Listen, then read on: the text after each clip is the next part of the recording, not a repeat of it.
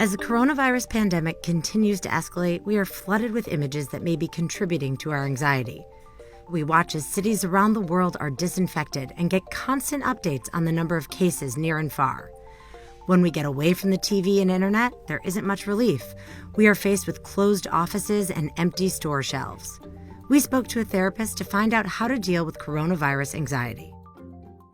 So can you talk to me about what is at the core of our anxiety and how does this anxiety serve us? So anxiety really is healthy and evolutionary, right? I mean, it is there to say you need to prepare, you need to watch out. And anxiety really precedes action. We would see like a tiger run the savannah or whatever, or we'd have a lack of food and, anxiety showed up to make sure that we acted and, protected ourselves from whatever that threat was. Now, in this instance, it's an interesting situation because we don't have enough information to really be able to assess how productive our anxiety is.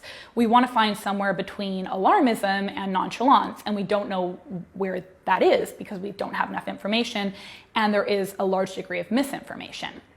So this is all to say that the anxiety that we're feeling, a certain degree of it actually is really helpful. One of the things we tend to do with any uncomfortable emotion, whether it's anxiety or sadness or loneliness, is we judge ourselves. And then we end up feeling anxiety for feeling anxious, or shame for feeling anxious or depressed or whatever it is.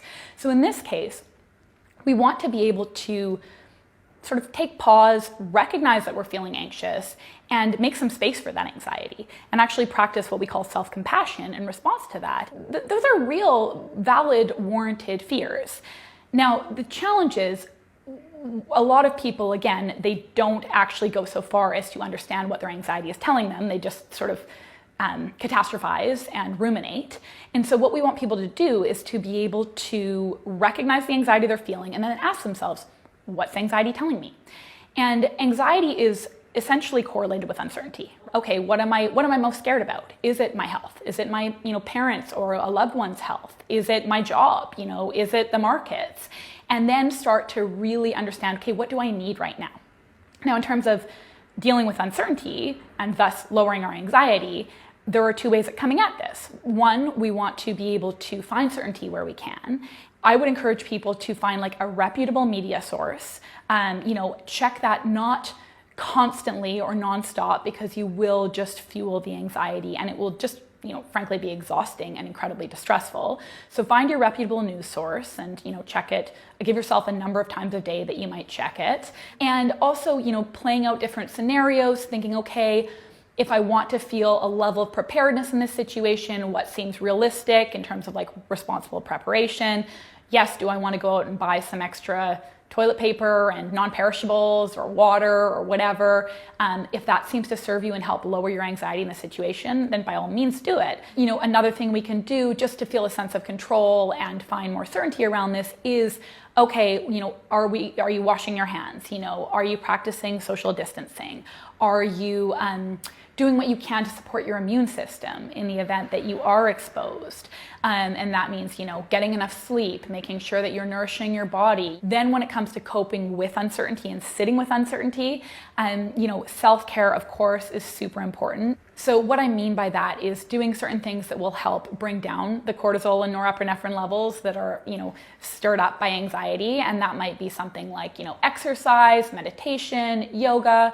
If normally you go to a gym or an exercise class or a yoga class, this might be a time, if it feels more serving for you, to find an app and do something from home. A certain degree of self-care is about distraction, and that's oftentimes what we label as coping, but really we can't be having this conversation in our heads and with others 24/7 because it's debilitating. Listen to some podcasts that are on a completely different topic, or watch, a show or something to try to do something that's engaging. Try to be present with people that you feel safe around. And most importantly too is still finding connection while we're practicing this like social distancing. So that might not look the same as it would have, a couple of months ago. But hey, this is maybe a time to like resurrect the phone conversation. Given the severity of this, how are you helping clients put some of this into perspective and their anxiety around it in perspective? Some degree of anxiety around this is helpful, right? So I really do want to encourage people to not judge themselves for that anxiety and to, allow room to examine that anxiety and see what it's telling you. It can be helpful for people to remember, do what you can, do what is within your control, and also still, be able to live their life to a certain extent, just make some changes.